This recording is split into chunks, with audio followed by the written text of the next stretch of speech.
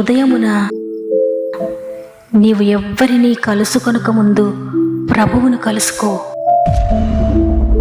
నీవు ఎవ్వరినీ చూడకముందు ప్రభువును చూడు. నీవు ఎవ్వరితో మాట్లాడకముందు ప్రభువుతో మాట్లాడు. నీవు దేనిని వెదకకముందు ఆయన రాజ్యమును నీతిని వెదకు.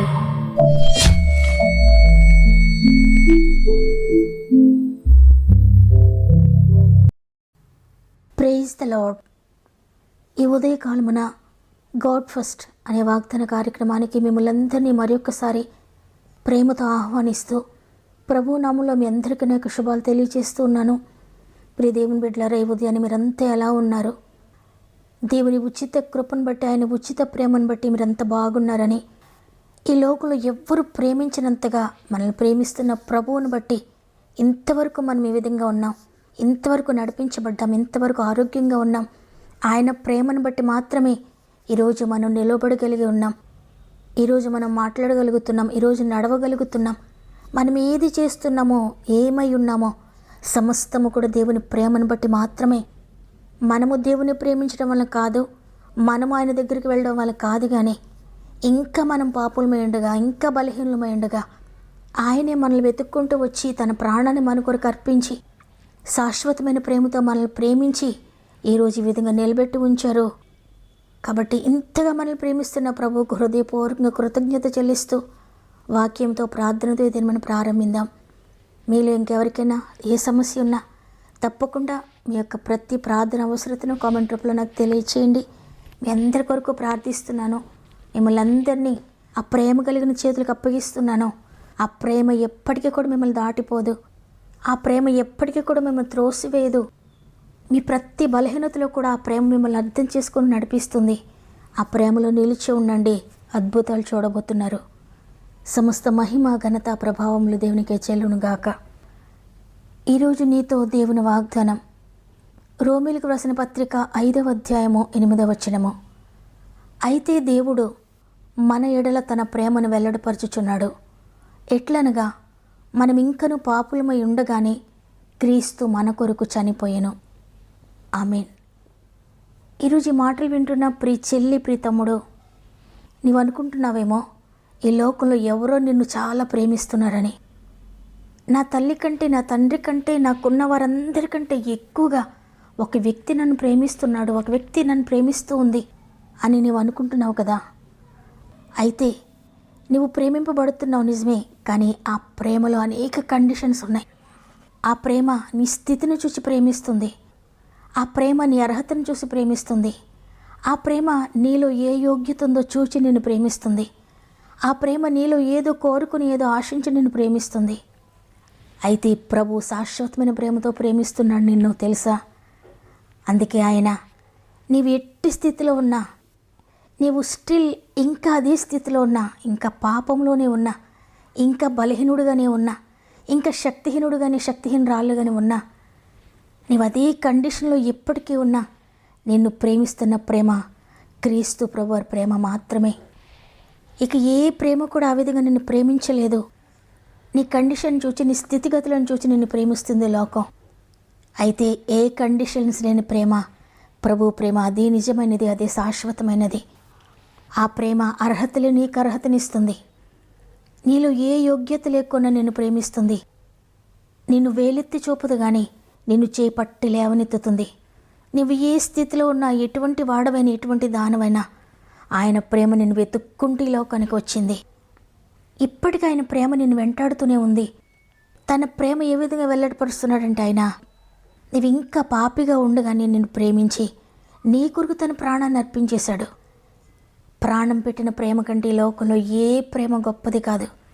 నిన్ను ఎంతగానో ప్రేమించవచ్చు తల్లిదండ్రులు, కానీ వారు నీ కొరకు ప్రాణం పెట్టలేరు. నువ్వు ప్రేమిస్తున్న వారు ఎవరైనా నిన్నెంతగానో ప్రేమించవచ్చు, కానీ నీ కొరకు ప్రాణాన్ని అర్పించలేరు. అయితే నువ్వు ఇంకా నీచమైన స్థితిలో ఉన్నప్పటికీ కూడా, ఇప్పటికీ అదే స్థితిలో ఉన్నా ఆయన నీ కొరకు ప్రాణం పెట్టాడు. ప్రాణం పెట్టడానికి ఆయన ఈ లోకానికి వచ్చాడు. ఆయనకు తన ప్రాణం పెట్టడానికి అధికారం ఉంది, తన ప్రాణాన్ని తిరిగి తీసుకోవడానికి కూడా అధికారం ఉంది. అయినప్పటికీ కూడా నీ కొరకు తన ప్రాణాన్ని అర్పించేశాడు, ప్రాణదానం చేశాడు. నీ ప్రాణం అనేకసార్లు పోవలసిన పరిస్థితుల్లో ఆయన తన ప్రాణాన్ని నీకు అడ్డుగా పెట్టి తాను మరణించి నీకు జీవాన్ని అనుగ్రహించాడు, నీకు ప్రాణాన్ని పోశాడు. ఆనాడు పాపాత్మురాలైన స్త్రీని అప్పటి వరకు ప్రేమించిన వారు, అప్పటి వరకు ఆమె కూడా తిరిగిన వారు కూడా ఒకేసారి ఆమెను ద్వేషించడం ప్రారంభించారు. ఒకేసారి నువ్వు పాపాత్మురాలు అని ఆమెను భయంకరంగా రాళ్లతో కొడుతూ హింసిస్తూ తరుముతూ ఉన్నారు. తరుముతూ ఆమెను చంపాలని, ఆమె జీవితాన్ని నాశనం చేయాలని రాళ్లతో కొడుతూ తరుముతూ ఉన్నప్పుడు, అందరి చేత ద్వేషించబడినప్పుడు, అందరి వల్ల తన హింస పొందుతూ ఉన్నప్పుడు ప్రభు దగ్గరికి వచ్చింది. ఆయన ఒక్కరు మాత్రమే ఆమెను క్షమించారు. ఆయన అంటున్నారు, మీలో పాపం లేనివారు ఆమె మీద రాయి వేయండి. నిజంగా ఎంత అద్భుతకరమైన ప్రేమ కదా అది. ఆమె స్టిల్ పాపంలోనే ఉంది, ఇంకా ఆమె పాపంలోనే ఉంది. అట్టి స్థితిలోనే ప్రభు దగ్గరికి వచ్చింది. అయితే ప్రభు ప్రేమ ఆ పాపాత్మురాలైన స్త్రీని క్షమించింది. అయితే ఒక్కరు కూడా ఆమె మీద రాయి వేయకుండా వెళ్ళిపోయారు. ఎందుకంటే ప్రతి ఒక్కరు కూడా పాపులే, నీతిమంతుడు లేడు, ఒక్కడు లేడు, అందరినూ పాపం చేసి దేవుడు అనుగ్రహించి మహిమను పొందలేకపోతున్నారు అని లేఖనం రాయబడినట్లుగానే ఒక్కరు కూడా ఆమె మీద రాయబడినట్టుగానే ఒక్కరు కూడా ఆమె మీద రాయి వేయలేకపోయారు. అందరూ ఆమెను విడిచిపెట్టి వెళ్ళిపోయారు. అప్పుడు యేసుప్రభువు వారు అంటున్నారు, అమ్మా, ఇక నుండి నువ్వు పాపం చేయొద్దు, పరిశుద్ధంగా నీ జీవితాన్ని కాపాడుకో, నమ్మకంగా జీవించు, ఏ పాపము కూడా నేను అంటనీయకు, ఇంతవరకు చేసిన పాపములన్నీ నేను క్షమిస్తున్నాను, నువ్వు పరిశుద్ధురాలుగా మారిపోబోతున్నావు, ఇక నుండి ఆ పరిశుద్ధతను కాపాడుకొని ప్రభు చెప్పినప్పుడు ఆమె ఎంతో సంతోషంగా, అంతవరకు ఎంత దుఃఖంలో ఉందో, అంతవరకు ఎంత ఏడుస్తూ ఉందో, అంతవరకు మరణ భయముతో ఉన్న ఆమె ప్రభు క్షమించగానే ఆమె సంతోషం ఇంటికి వెళ్ళిపోయింది. తన జీవితాన్ని అప్పటి నుంచి కాపాడుకొని పరిశుద్ధంగా జీవించడం ప్రారంభించింది. అప్పటి నుండి తన హిస్టరీ మారిపోయింది, అప్పటి నుండి తన చరిత్ర మారిపోయింది, తన సాక్ష్యం మారిపోయింది, తన జీవితం మారిపోయింది. ఈరోజు ఈ మాటలు వింటున్న ప్రియ చెల్లి, ప్రియ తమ్ముడు, ఇంతవరకు నీవు కూడా దేవుని ప్రేమను తెలుసుకోలేకపోయావా? ఎవరో ప్రేమిస్తున్నారని ఈ లోకంలో ఎవరి ప్రేమ కొరకు నువ్వు వెళుతూ ఉన్నావా? ఇంతవరకు అనేక మంది మనుషుల ప్రేమల వెంట నువ్వు తిరిగావేమో. అయితే వారి దగ్గర ఆ ప్రేమ నీకు దొరికి ఉండకపోవచ్చు. అందరూ ఒకవేళ నేను ఒంటరిని చేశారేమో. అయితే ఈ ఉదయకాలమున యేసే నిన్ను ప్రేమిస్తున్నాడు తెలుసా? ఈ లోకంలో ఎవ్వరు నిన్ను ప్రేమించినంతగా నిన్ను ప్రేమిస్తున్నాడు. నీవు ఇంకా పాపంలో ఉండగా ఆయన నీ కొరకు ప్రాణాన్ని అర్పించి తన ప్రాణం కంటే ఎక్కువగా నిన్ను ప్రేమిస్తున్నాడు. ఆయన నీ ప్రేమను అర్థం చేసుకుంటాడు. ఈ లోకమంతా నీ ప్రేమను చులకన చేశారేమో, నీ కుటుంబమే, నీ బిడ్డలే, నీ భర్తే, లేక నీ భార్యే నీ ప్రేమను చులకన చేశారేమో. అయితే క్రీస్తు ప్రేమ నిన్ను చులకన చేయదు. ఆయన ప్రేమ నీ కొరకు గాయపడిన ప్రేమ, నీ కొరకు రక్తం కార్చిన ప్రేమ, నీ కొరకు కొరడా దెబ్బలు తిన్న ప్రేమ, నీ కొరకు ముళ్ళ కిరీటం పెట్టుకున్న ప్రేమ, నీ కొరకు ప్రాణాన్ని అర్పించిన ప్రేమ నీ కొరకు ప్రాణాన్ని అర్పించిన ప్రేమ నీ కొరకు ఎదురు చూస్తుంది. కాబట్టి ఎంత మాత్రం భయపడద్దు. ఎవరి ప్రేమ నిన్ను త్రోసివేసినా, ఎవరు నిన్ను కాదన్న ఎంత మాత్రం చింతపడద్దు. ప్రభు ఎప్పుడు కూడా నిన్ను త్రోసివేయడు, నిన్ను కాదనడు. స్టిల్ ఇంకా నిన్ను ప్రేమిస్తున్నాడు ఆయన. ఒక్కసారి ఆయన ప్రేమను అర్థం చేసుకో. ఆయన చేతుల్లోండి కాళ్ళలోండి కారుతున్న రక్తం చూడు, ఆయన ప్రక్కలో బళ్ళెపు పోటును చూడండి, శిలువలో వేలాడుతున్న యేసుప్రభువారిని చూడండి. నీ పాపం ఒప్పుకోండి, పశ్చాత్తాపపడండి. తప్పకుండా పాపం నుండి, రోగం నుండి, సమస్యల నుండి, శోధల నుండి విడుదల పొందుతావు.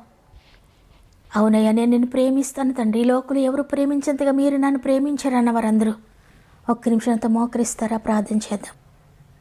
ప్రేమగల తండ్రి, నీకు వందనాలు అయ్యా. నీ ప్రేమను బట్టి ఈరోజు వరకు మమ్మల్ని సజీవులుగా ఉంచావు, బ్రతికించావు. అనేక దినాలను మా జీవితంలో యాడ్ చేస్తూ ఉన్నావు. ఈరోజు ఈ విధంగా నిలబెట్టినందుకు వందనాలు అయ్యా. శాశ్వతమైన ప్రేమతో మమ్మల్ని ప్రేమిస్తున్నావు. మేము ఇంకా బలహీనులుగా ఉండగా, మేము ఇంకా పాపులమై ఉండగా మీరు మా కొరకు సిలువ వేయబడ్డారు, మా కొరకు మరణించారయ్యా.